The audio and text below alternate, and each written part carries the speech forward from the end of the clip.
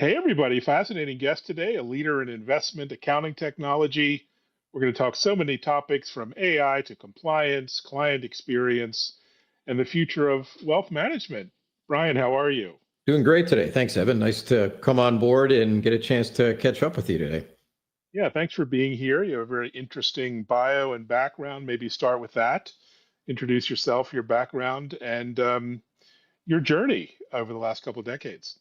Great. Yeah, thanks. Thanks for the invitation, opportunity to talk. I've been in software and various different capacities for a number of years, maybe too long is what I would look at it, back from the old desktop days all the way into a lot of the early cloud and SaaS items around that. So I've been spent a lot of time really focusing on kind of business to business software in various different verticals and let's say niches. In some cases, from going in and taking the first AI intellectual property product out into the market back in the early 2010s with a company called IP.com. Really understood a lot of the headwinds of getting patent searchers to adopt a new way to find information about intellectual property using AI, all the way to e-commerce, where I spent a bit of time bringing in AI to help shoppers understand product and understand what they're looking at. And recently had an opportunity to go into the fintech world, where got appointed as the CEO of a Montreal-based company called Wealth Write.Up that offers a product for investment accountants and others to go through and look at their portfolios, really provide real true accounting systems around that. And it's been an area where taking a bit of the AI side, once again, kind of a theme, bringing in AI to areas that haven't necessarily adopted it and been necessarily thought of at the forefront of it. So now where I'm at now is doing the same to see what we can do to transform the world of investment accounting using really a combination of rigor, things that accountants do, using AI to really look at where it applies and where it goes in to improve the way in which people work and interact. Fascinating. Well, let's talk about accounting. We'll start there as an industry that's ripe for change, disruption, and there are many opportunities.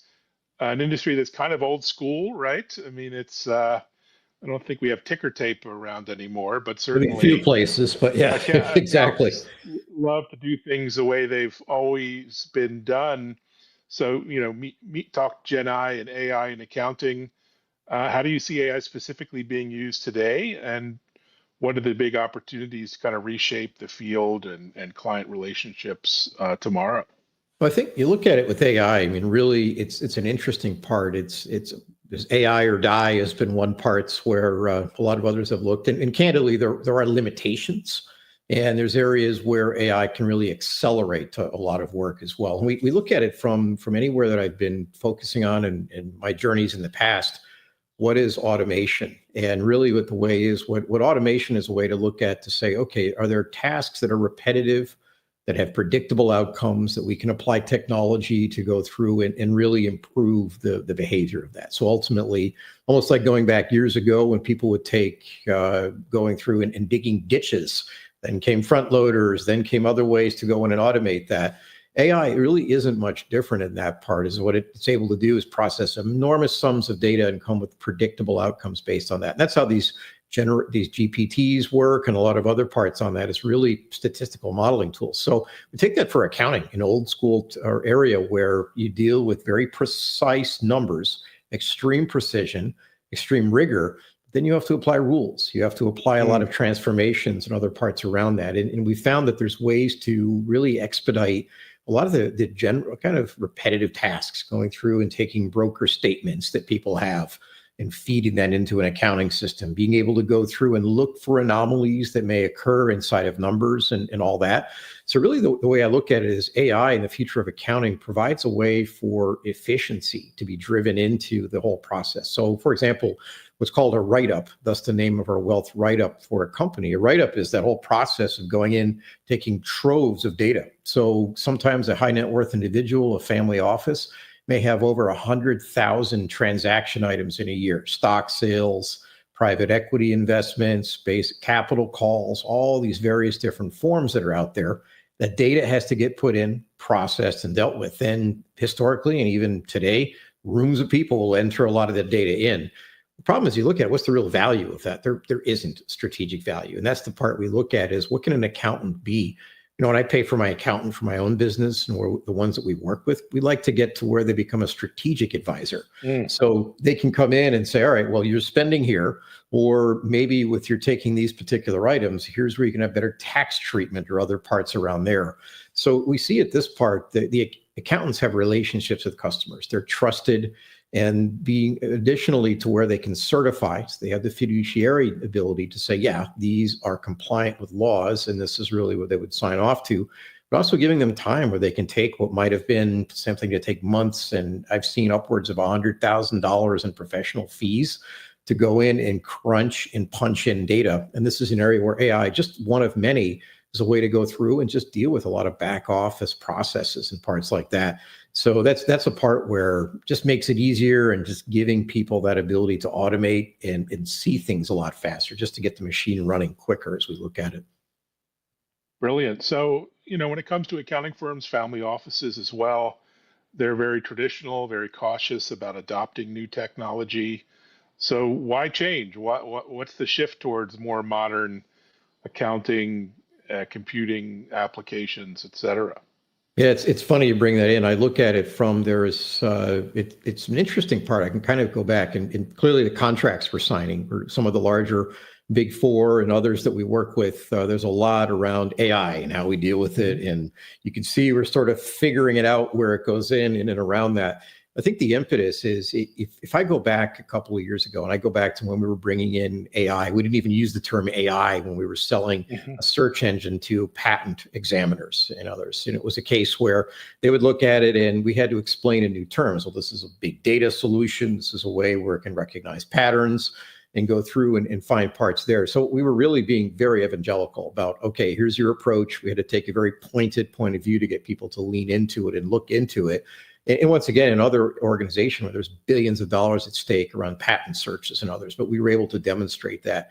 I think we're accounting, it's an interesting part where we're seeing somewhat of a similar part where there's a degree of skepticism. There was recently, Thomson Reuters came out with a study, and accountants were some of the slower ones to adopt this technology with skepticism. And that's the thing our clients have a lot. I'll give an example. One contract we signed, there's a very clear opt-out clause where the client wants the ability to explicitly opt out of AI in a solution if they see it. So we obviously respect that and bring that in, but it also speaks to a louder sense. There's that question of where it comes in parts where I think that we're seeing a lot and really from what our view is with customers in adopting this technology is it's their clients that are asking for it. Their clients are pushing, everyone plays with ChatGPT, plays with the other parts around that. And there's an area where it's sort of clients going to accountants saying, hey, where's AI with this part? Certainly boardrooms have been pushing companies to it. And candidly, 90% of a lot of the AI projects at corporations have not had the success that they've wanted.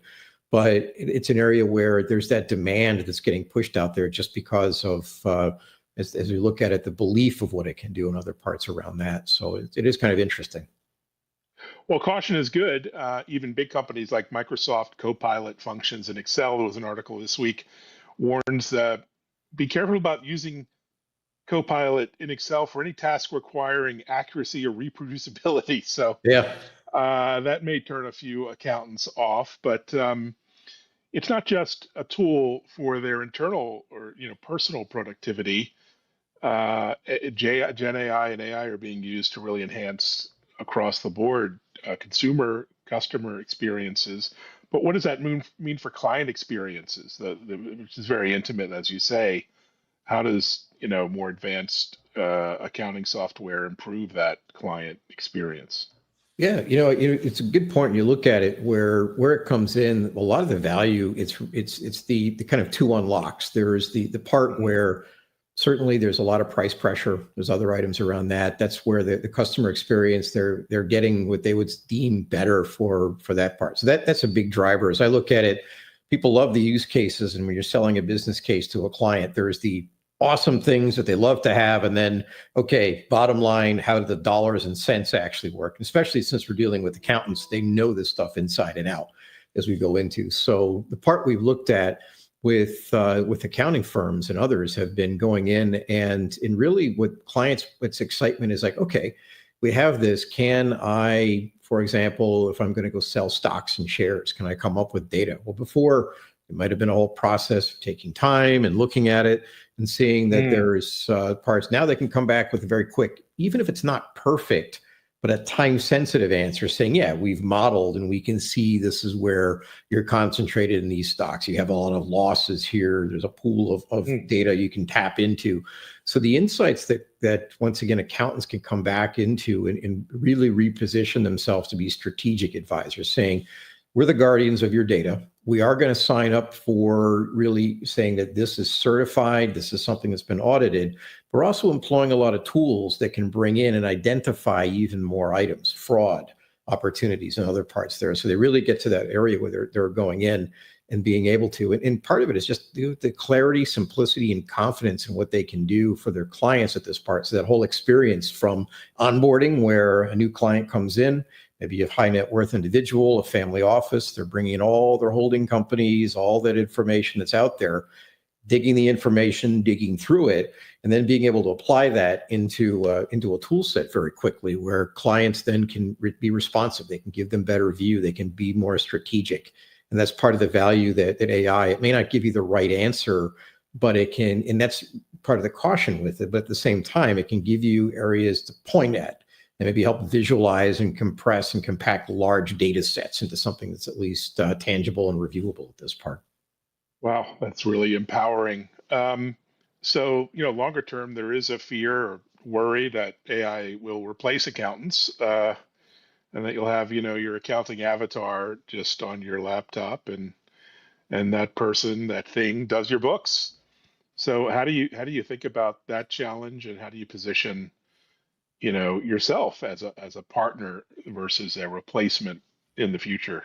It's funny. I went in front of one of our largest customers. Has they're a family office, a multi-family office, so they provide family office services for many other wealthy families in Canada, and they have armies of accountants and other folks that provide various different family office services. And was sitting there. One of the people who brought us in, our executive sponsor, pulled me aside and said, "Hey, Brian, you're going to be talking to data entry people and others about using AI and automation. We want to be sensitive. We don't want to upset them to what their jobs are. Their job's going to go away."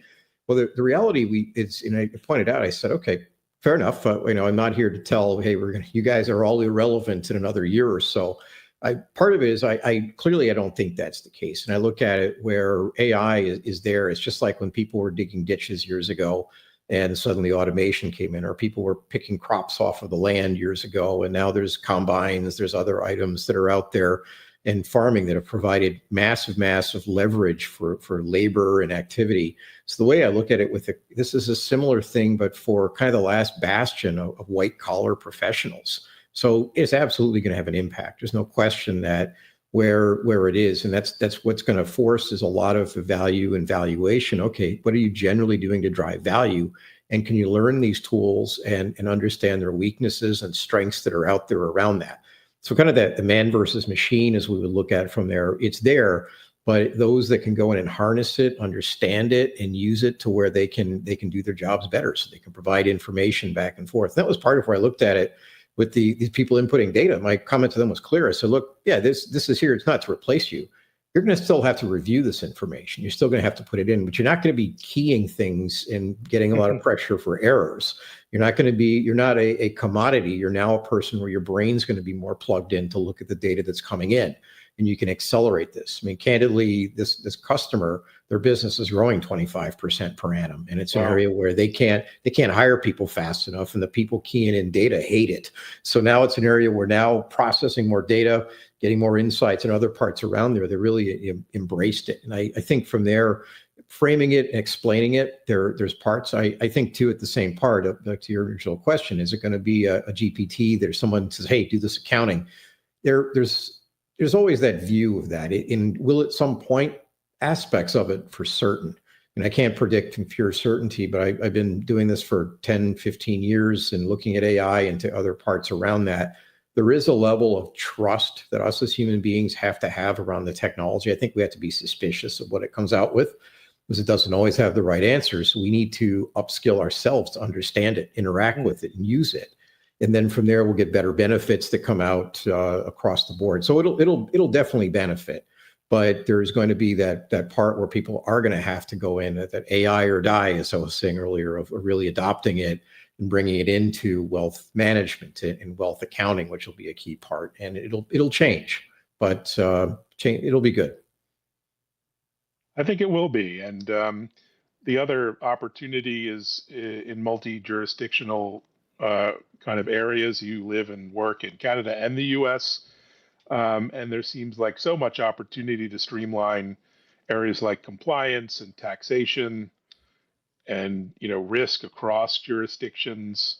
That seems like low-hanging fruit today for your software, other software. Very good point. You look at it from there with, we're seeing more and more with family offices. So they'll generate a lot of wealth, and they'll look at it and say, okay, there's different jurisdictions to go into, and the younger members may in Canada decide they want to build a business in the States, or vice versa, or in Europe. So there's a lot of different repatriation. There's different rules. There's different parts around there that go in. And clearly what we've focused on, certainly in our product, we've provided rigor and flexibility. So the rigor is there's pure, true, acid-tested accounting to where we can go through. The rules are here. They're inflexible. They will enforce what the law comes in. So when we look at cross-jurisdiction, then you couple with AI where you can ask questions by having a trusted source of data. We look at it from a relevance augmented generation, as it's called, looking at a custom set of data where you can ask questions and then get prospective answers around that about what does it take to sell shares around this. Certainly with the U.S. administration and just the world's trade will be changing, certainly, whether good or bad, who knows what life will bring in, but there's change going afoot. And these are things that there's a lot of contemplation, certainly for high net worth individuals, as to where it makes sense for their business investments that they go into. So that's really where we've been a lot involved. Is there is that ability. We need to get fast data. Can we go in and provide quick data? What are tax liabilities? What does their general ledger look like? What are all the various different parts that are going in?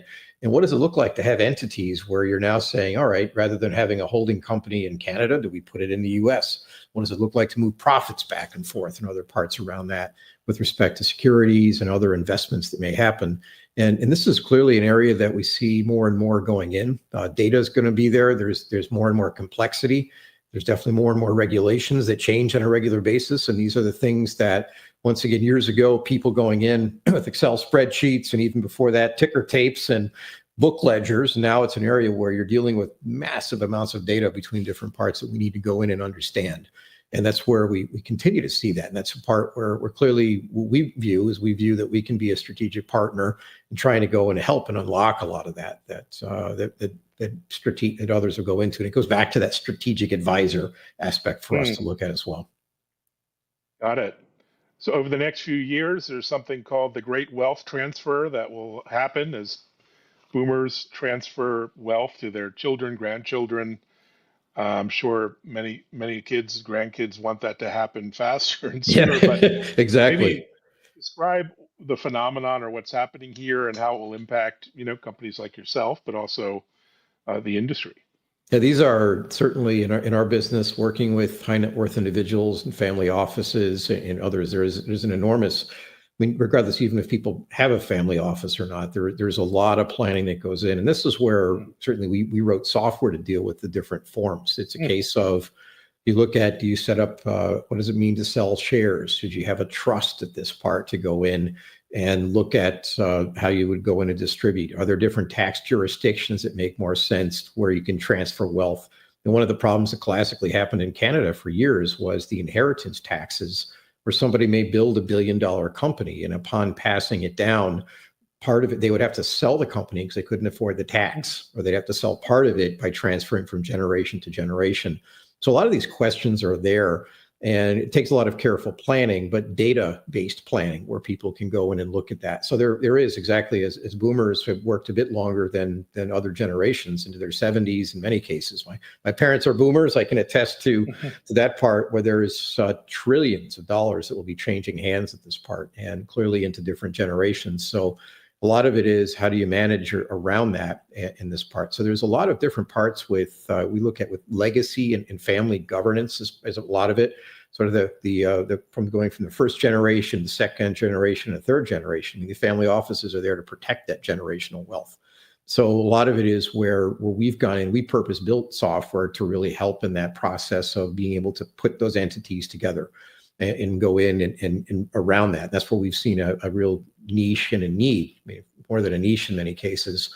But this is where we've looked at it. And yeah, this goes into where people may go in even above and beyond just transferring from here's one investment company to others. You may see a third generation that doesn't want to operate the company. Or there may be, we've seen others where the third generation doesn't want to sell, or the second generation may not want to be involved with it. So there's all kinds of things around disputes and other parts that get resolved. Family office, multifamily office companies and other advisors are really good at navigating that. We provide a tool set to give hard data, to say, okay, here's what it looks like. Here's what it is to manage it. Here's where it is to really go in and see what it takes based on the goals that people would set. And this goes back into what may have been a pure accounting firm years ago, crunching numbers.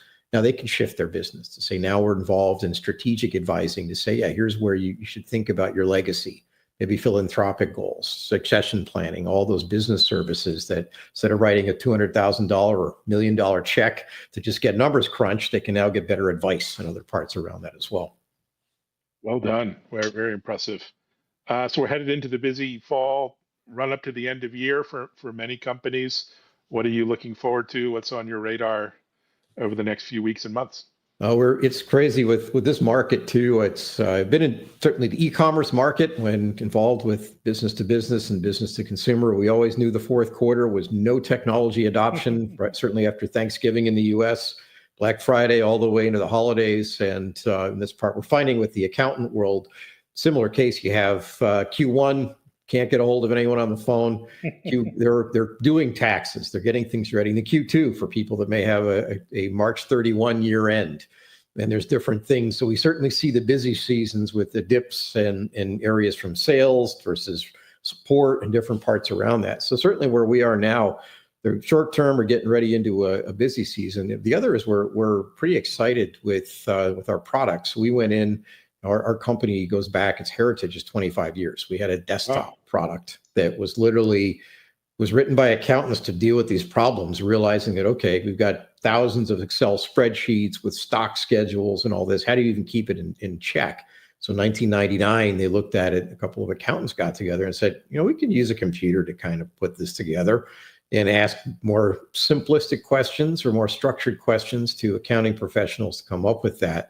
And that was really the genesis of it. So with that, we went into a full cloud version, kind of being the first in our space. And we've got some interesting AI adoption and AI capabilities we're bringing in as well. So we've got new product releases in the next couple of months that are coming out as we continue to work with it. And now we're seeing the rapid adoption season where a lot of our clients were looking at it saying, okay, we want to go on a modern platform, but we're also now open for business, looking at ways that they can get things done. So it's fourth quarter. There's a lot going on. There's sort of that breadth of not having to do the end of year activities, but there's always the day to day, and then that chance where our clients can look at, okay, how can we fundamentally improve our business? Now we can better suit their customers. That's what we've gotten involved in those parts as well. So it's definitely, we took a little break. I can't say a slight break in the summer, but now it's guns a-blazing and keeping busy right now. Well, congratulations on all the success, and have a great autumn. It's our time to thrive here in the Northeast, North America. So we like that. And thanks for sharing your insights. I learned a lot. No, thank you. No, it's happy to do it. And really, it's an interesting part. Accounting, we always thought, hey, it's kind of there and done. But there's always the stereotype of accountants. But at the end of the day, it's actually a lot more fun than what I thought in a good way. So definitely enjoying the time and enjoying the challenges that it poses as well. Fantastic. Well, thanks for being here. Thanks everyone for listening, watching, sharing, and checking out the new TV show, TechImpact.tv, now on Bloomberg and Fox Business. Thanks, Brian. Thanks, everyone. Thank you. Thanks, Evan.